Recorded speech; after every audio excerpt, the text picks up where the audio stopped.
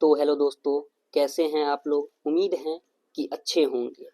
तो हर रोज की तरह आज हम फिर से एक नया टॉपिक लेके आ रहे हैं जिनका नाम है नदी। यानी कि अभी हम सबसे पहले प्रायद्वीपीय नदी के बारे में पढ़ेंगे। उसके बाद समझेंगे सिंधु नदी के सहायक, गंगा नदी के सहायक, और उसके बाद जानेंगे प्रत्येक नदी के बारे में। तो अभी हम चलते हैं प्रायद्वीपीय नदी की ओर, यानी प्रायद्वीपीय भारत। तो सबसे पहले है महानदी। पहले नंबर पे क्या है? महानदी। तो इसको हम मैपिंग के थ्रू समझ सकते हैं। महानदी कहाँ से निकलती है? ये आपको उड़ीसा के क्षेत्र में है। एक नंबर यहाँ पे दर्शाया गया है। यहाँ से ये छत्तीसगढ़ होते हुए, उड़ीसा होते हुए ये बंगाल की खाड़ी में गिर जाती है। उसके बाद है नर्मदा नदी, जिसकी सहायक नदी है चंबल, दबंग, चंबल, रेवा नदी। तो नर्मदा नदी यहाँ से देखते हैं, ये भी कहाँ से निकलती है? अमरकंटक से निकलती है, जो कि अभी पिछले हम वीडियो में करवा चुके हैं। ये इस पर कौन सा क्षेत्र, यहाँ पे कौन से पर्वत पाई जाती है? तो आप लोग जरूर बताएंगे कमेंट में कि ये कौन सी पर्वत है। और इसमें एक जगह है मैकाल। मैकाल श्रेणी के अमरकंटक, मतलब यानी हम बताइए देते हैं दोस्तों, ये है मैकाल पर्वत, और इसमें ये अमरकंटक स्थान, वहीं से नर्मदा नदी का उद्गम स्थल है, और महानदी का। तो महानदी और इस साइड से निकलती है महानदी, और इस साइड से निकलती है नर्मदा नदी। तो नर्मदा नदी मध्य प्रदेश के होते हुए ये आपको सतपुरा और विंध्य पर्वत के बीच से ये नदी निकलती है। और तीसरा नदी है ताप्ती नदी। तो ताप्ती नदी ये भी मध्य प्रदेश से होते हुए ये अरब सागर में गिरती है। चौथा है गोदावरी नदी। ये 4 नंबर गोदावरी नदी। तो देखते हैं गोदावरी नदी कहाँ से निकलती है। तो गोदावरी नदी आपको ये महाराष्ट्र से निकलती है, और ये बंगाल की खाड़ी में गिर जाती है।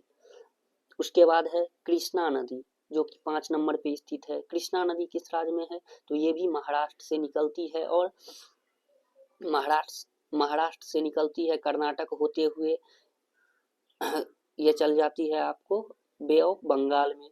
उसके बाद 6 नंबर पे है वर्मा नदी, वर्धा नदी।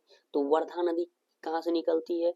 तो ये भी आपको निकलती है, वर्धा नदी निकलती है आपको महाराष्ट्र के एरिया से निकलती है। उसके बाद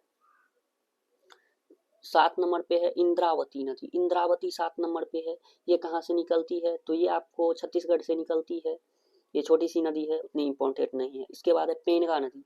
पेनगा नदी 8 नंबर में, ये भी महाराष्ट्र के इलाकों से निकलती है। उसके बाद है 9 नंबर में भीमा नदी। तो भीमा नदी देखेंगे कहाँ से निकलती है, ये भी महाराष्ट्र से निकलती है। उसके बाद है तुंगभद्रा, ये इंपॉर्टेंट नदी है तुंगभद्रा। तुंगभद्रा नदी कहाँ से निकलती है? तो ये कर्नाटक से निकलती है तुंगभद्रा नदी। उसके बाद है कावेरी नदी। ये भी आपको निकलती है, कर्नाटक से निकलती है, और बे ऑफ बंगाल में मिल जाती है। उसके बाद है पेरियार नदी। पेरियार नदी कहाँ से निकलती है? ये केरल से निकलती है, और अरब सागर में मिल जाती है, छोटी सी नदी है। उसके बाद है बेगाई नदी। बेगाई नदी भी केरल और तमिलनाडु के सीमा से निकलती है, और ये बे ऑफ बंगाल में मिल जाती है। उसके बाद है लूनी नदी। लूनी नदी एक महत्वपूर्ण नदी है। लूनी नदी आपको कहाँ से निकलती है? तो लूनी नदी निकलती है राजस्थान के क्षेत्र से, जो कि पंजाबी गुजरात के रण में जाके विलीन हो जाती है। उसके बाद है साबरमती नदी। साबरमती नदी साबरमती निकलती है आपको दोस्तों, ये भी राजस्थान से निकलती है। उसके बाद है माही नदी। ये इम्पोर्टेंट नदी है। माही नदी कहाँ से निकलती है?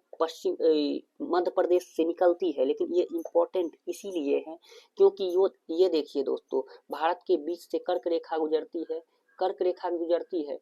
तो ये नदी जो है माही नदी, ये 2 बार कर्क रेखा को काटती है। एक बार मध्य प्रदेश से निकलती है तो मध्य प्रदेश में काटती है, फिर घूमते हुए ये राजस्थान के क्षेत्र से फिर ये अरब सागर में गिरती है। तो ये राजस्थान के क्षेत्र से होते हुए गुजरात के तरफ आते हुए तो यहाँ भी एक बार काटती है। कहाँ, किसको? तो ये काटती है आपको कर्क रेखा को। उसके बाद है स्वर्ण रेखा नदी, जो कि आपको पता है स्वर्ण रेखा नदी कहाँ है, झारखंड में स्थित है। उसके बाद है दक्षिण की गंगा, एक इम्पोर्टेंट पॉइंट है, दक्षिण की गंगा गोदावरी नदी को कहती है। दक्षिण भारत की गंगा कावेरी नदी, यानी दक्षिण की गंगा तो गोदावरी, लेकिन दक्षिण भारत की गंगा तो वो हो जाएगी कावेरी। तो दोस्तों वीडियो कैसा लगा, अच्छा लगा तो लाइक और फॉलो जरूर करें। अगर आपको ऐसे ही नोट्स चाहिए तो हमें ज़रूर बताएं जो अगले किस टॉपिक पे चाहिए। तो इस तरह से हम नोट्स मैपिंग के थ्रू आपको जितना संभव हो सके उतना हम एक गाइडलाइंस के तौर पे हम आप लोग को देंगे। और अगर आप इसी तरह के नोट्स और PYQ प्राप्त करने चाहते हैं तो कमेंट बॉक्स में मेरा टेलीग्राम चैनल का लिंक है, उसको आप ज़रूर से ज़रूर फॉलो करें। तो दोस्तों उम्मीद है कि अच्छा लगा होगा वीडियो, अच्छा लगा है तो बस इजाज़त दीजिए, आज के लिए बस इतना ही।